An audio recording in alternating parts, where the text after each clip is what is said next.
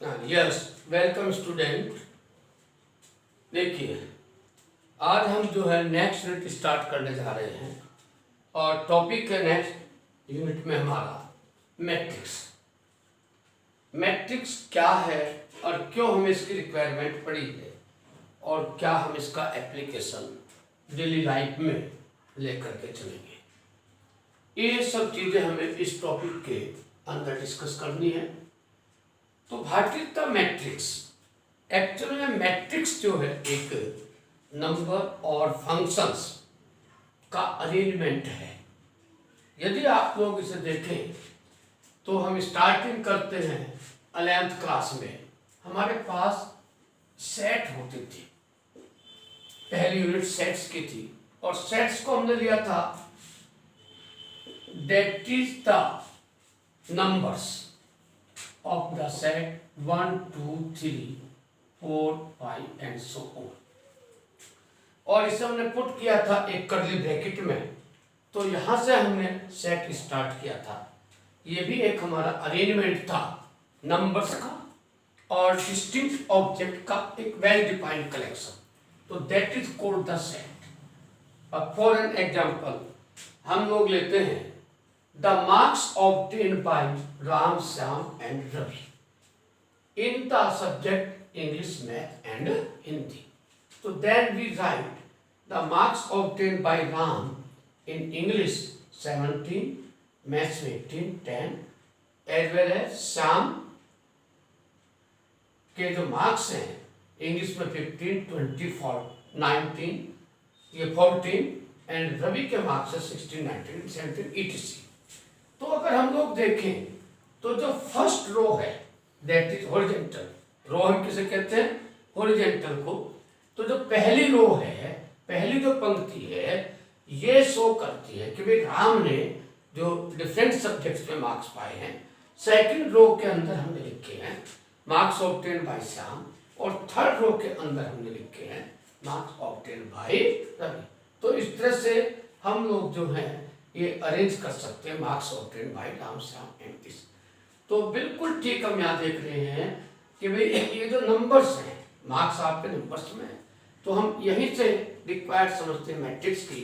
तो a matrix is defined as a rectangular arrangement. Matrix एक वो रेक्टेंगुलर अरेंजमेंट है नंबर्स और फंक्शन। यहाँ पर जो आप नंबर्स भी ले सकते हैं और फंक्शंस भी ले सकते हैं and subject to a certain rules of operation. यानी कि जिस तरह से हम सेट्स के ऊपर union of two sets, intersection of two sets, यानी कि एक सर्टेन कंडीशंस के तहत हम ऑपरेशन लेते थे, वही चीज यहाँ पर हम फॉलो करेंगे। एक सर्टेन रूल्स ऑफ ऑपरेशन हम लेकर के चलेंगे मैट्रिक्स के ऊपर। सपोज एन नंबर्स या फंक्शन है और हमने इन्हें अरेंज करना चाहते हैं in the form of a rectangular arrangement। rectangular arrangement that is row और जो vertical होते हैं that is called the column। तो then the matrix is denoted by A having m rows and n column। तो हम लोग इससे define करते हैं इसे कि भाई m rows और n column, then a matrix is called a m by n matrix। that is हम डिनोट करते हैं इसको, देखिए A11, A12, A13 dot dot dot AN, that is the first row और ये कहलाए जाएंगे इसके elements. That is A21, A22, A23, A2N, A31 and so on. और this is the mth row. अगर हम लोग देखें तो that is called R1, that is called R2, that is called R3 और this is called R M। तो 1, 2, 3 और यहां तक हम पहुंच गए, that is called M R। और इसी तरह से ये हमारा C1, that is C2, that is C3, that is CN। जो वर्टिकल होंगे वे हमारे कॉलम कहलाए जाएंगे, हॉरिजॉन्टल को हम रोज बोलेंगे। तो a matrix M by N is also called a matrix of order M by N or m by n।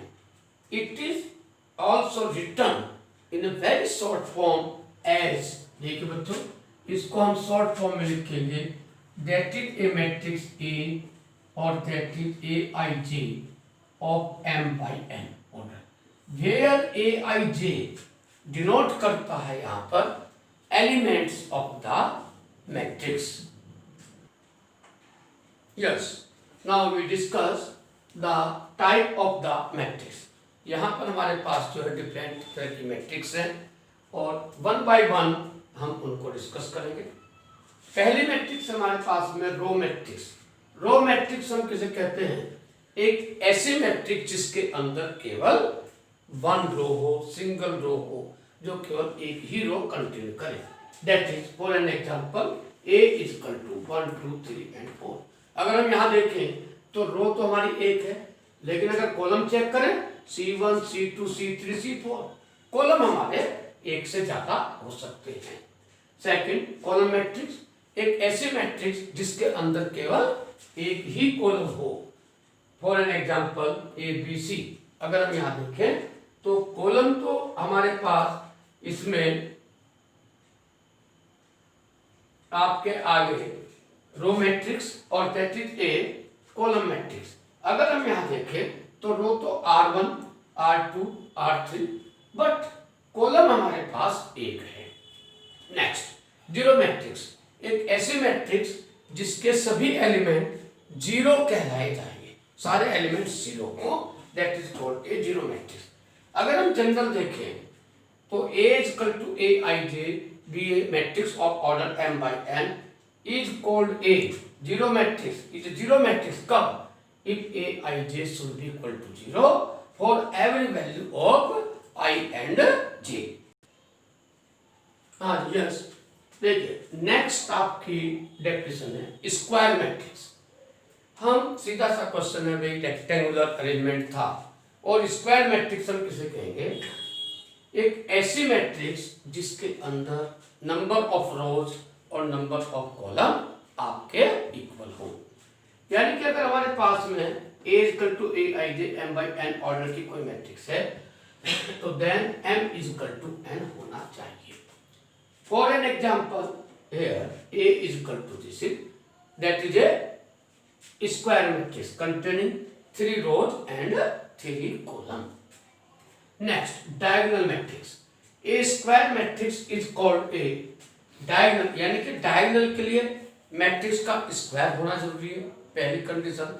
दूसरी, उसके लिए जो नॉन डायगोनल एलिमेंट्स हैं, जो डायगोनल के ऊपर एलिमेंट्स नहीं होंगे, उन सब का जीरो होना जरूरी है. और जो डायगोनल के एलिमेंट्स हैं वे सभी एक साथ जीरो नहीं होने चाहिए, क्योंकि अगर सभी वे भी एक साथ जीरो हो गए तो आपकी मैट्रिक्स हो जाएगी zero.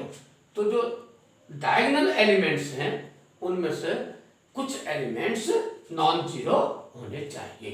The diagonal matrix is also denoted by A is equal to Aij whenever Aij is equal to 0 for I is equal to j. It is also denoted by A is equal to diagonal. Diagonal की form में A11 A22 A33 और is equal to dot dot A M N. यानी कि अगर हम इसे expanded form में लिखें, फॉर एन एग्जांपल, हम इसका एक एग्जांपल और देते हैं. एग्जांपल लिया हमने that is a matrix is diagonal, और ये लिए हमने डायगोनल के एलिमेंट लिए 2 -3 और दैट इज 0. तो इसे अगर हम कंप्लीट करना चाहें तो हम कंप्लीट मैट्रिक्स कैसे लिखेंगे बच्चों? दैट इज 2 0 0 0 -3 0 0 और 0 और that is 0. That is called the diagonal matrix. यहाँ पर जो डायगोनल दो होंगे, वैसे तो डायगोनल ये काउंट किया जाएगा, और इस डायगोनल को हम प्रिंसिपल डायगोनल भी बोलते हैं, मुख्य डायगोनल भी इसका हम कहेंगे. यानी कि जो डायगोनल है that is called a principal diagonal. दूसरा डायगोनल ये होता है, इसे हम नहीं लेंगे, that is called the principal diagonal. Yes, next definition scalar matrix. देखिए स्केलर मैट्रिक्स हम लोग किसे कहते हैं? एक ऐसी स्क्वायर मैट्रिक्स स्केलर कहलाई जाएगी यदि इसके non diagonal element always equal to zero all elements, but जो डायगोनल एलिमेंट्स हैं वो सारे सेम होने चाहिए और उनकी जो वैल्यू है एलिमेंट्स की एक स्केलर के इक्वल होनी चाहिए। जैसे A equal to Aij m by n order matrix is called, इसका ऑर्डर सेम होना चाहिए, यानी कि नंबर ऑफ रोज और नंबर ऑफ कॉलम इक्वल होने चाहिए, स्क्वायर मैट्रिक्स होगी। और Aij इक्वल टू जीरो होना चाहिए for non diagonal element. Non diagonal elements कब होंगे? When i not equal to j, position के एलिमेंट। और Aij इक्वल टू k होगा when i is equal to j। अगर हम इसका एक एग्जांपल यहाँ पर डिस्कस करें तो हम इसका एग्जांपल लिख सकते हैं, दैट इज सपोज 3 0 0 और 0 3 0 0 और 0 दैट इज 3। तो यहाँ पर नॉन डायगोनल एलिमेंट्स जीरो के इक्वल है और जो डायगोनल एलिमेंट्स है ये सब के सब इक्वल हैं और इक्वल है एक स्केलर के, एक रियल नंबर के या कोई भी एक कॉम्प्लेक्स नंबर हो, बट वो सेम होना चाहिए। Next unit matrix. देखिए यूनिट मैट्रिक्स भी इसी तरह है, एक ऐसी स्क्वायर मैट्रिक्स को हम यूनिट मैट्रिक्स कहेंगे जिसके सभी नॉन डायगोनल एलिमेंट्स जीरो के इक्वल हो, बट जो डायगोनल एलिमेंट्स हैं वो सारे इक्वल होने चाहिए यूनिटी के। यूनिटी मीन्स वन के इक्वल होने चाहिए।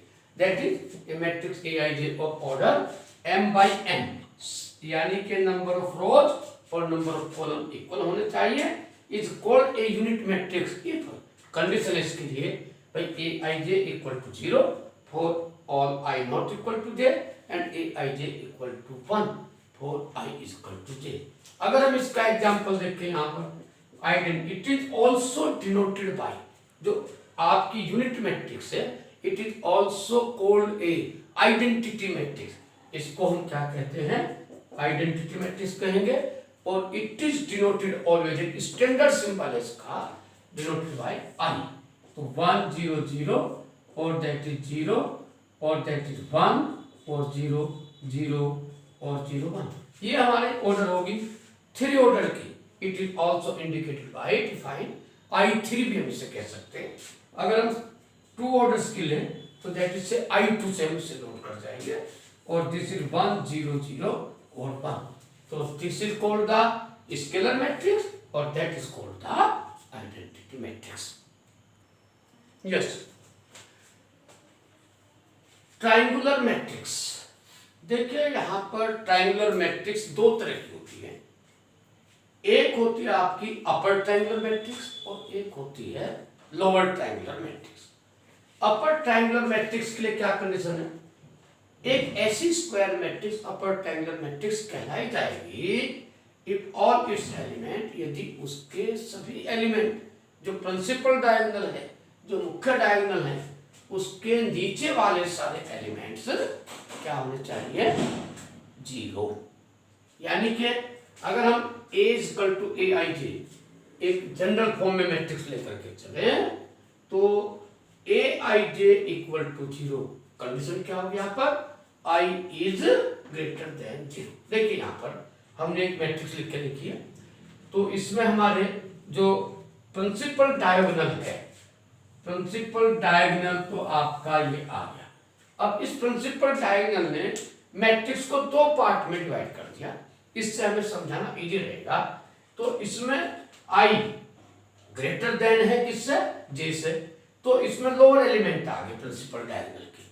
अगर इनकी वैल्यू सबकी जीरो हो जाए तो मैट्रिक्स कहलाई जाएगी अपर ट्रायंगुलर मैट्रिक्स। ठीक है, नाम अपर है, एलिमेंट नीचे के होने चाहिए जीरो।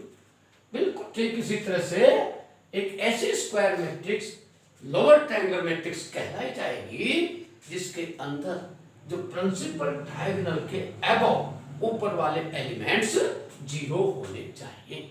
यानी कि Aij should be equal to 0 for I is less than 0। इसका हम एक और एग्जांपल देखते हैं। जैसे देखिए ये मैट्रिक्स होगी आपकी, that is the matrix A। अगर हम देखें तो दैट इज -1 और 2 3 और दैट इज 0 4 5 0 0 और 6। तो that is called upper triangular matrix. और अगर हम लोग ऊपर के एलिमेंट जीरो करते हैं एग्जाम्पल में, तो that is called lower triangular matrix. Yes, next definition आपकी कंपैरेबल मैट्रिक्स और इक्वल मैट्रिक्स। देखिए दोनों में हम ये देखेंगे कि क्या डिफरेंस है, क्या इनमें दोनों में समानताएं हैं। तो कंपैरेबल मैट्रिक्स एक्चुअल में हम दो मैट्रिक्स यहाँ कंसिडर करेंगे। मान लें कि हमने दो मैट्रिक्स ए और बी ली, तो then A and B are called comparable matrix if the order of both matrix are same. दोनों कंपैरेबल मैट्रिक्स को के लिए कंडीशंस क्या होती है, ऑर्डर सेम होने चाहिए। For an example A is equal to हमने ली m by n ऑर्डर की मैट्रिक्स और b ली हमने p by q ऑर्डर की मैट्रिक्स। तो मैट्रिक्स ए के नंबर ऑफ रोज इक्वल होने चाहिए number of rows of the matrix B, and number of column of matrix B should be equal to number of column of matrix A. बिल्कुल ठीक इसी तरह सब equal matrix में देखते हैं। इसमें हमारी एक कंडीशन एक्स्ट्रा हो जाएगी, शॉर्ट में बताते हैं। दो मैट्रिक्स इक्वल कहलाई जाएंगी कब, if the order of both matrices are same and as well as their corresponding elements are also equal, यानी कि उनका हर corresponding elements equal होना चाहिए। For an example, अगर हम देखें तो A इक्वल टू 1 0 3 5, एक मैट्रिक्स A हो गई, और matrix B equal to that is 1 0 3 और 5। तो A और B दोनों 2x2 ऑर्डर की मैट्रिक्स है, और अगर हम देखें तो भाई इनके करस्पॉन्डिंग एलिमेंट्स भी हमारे सेम हैं। तो therefore these matrix are called equal matrix. लेकिन यदि हम लोग यहाँ पर 0 की जगह 3 ले जाएं, तो यहाँ पर हम लोग क्या देख रहे हैं, ऑर्डर तो दोनों के सेम है लेकिन इनके एलिमेंट कॉरस्पॉन्डिंग इक्वल नहीं है। तो in this case these are called comparable matrix। अब आगे हम डिस्कस करते हैं negative of A matrix. Negative word आप पढ़ते आ रहे हैं, नेगेटिव ऑफ ए नंबर, ये 2 इंटीजर है और 2 का नेगेटिव क्या होगा -2। तो बिल्कुल ठीक उसी तरह से the negative of A matrix A m by n order is a again matrix, यानी कि किसी मैट्रिक्स की जो नेगेटिव है वो भी एक नेगेटिव, वो भी एक मैट्रिक्स ही होगी, डिनोटेड बाय दिस। ये सब डिफाइन करेंगे और डिफाइन इससे करेंगे और डिनोटेड बाय -a। अगर हम लोग यहाँ देखें तो दोनों मैट्रिक्स के आपके ऑर्डर सेम है, लेकिन दोनों के एलिमेंट्स में क्या अंतर है, एक का एलिमेंट दूसरे का नेगेटिव है।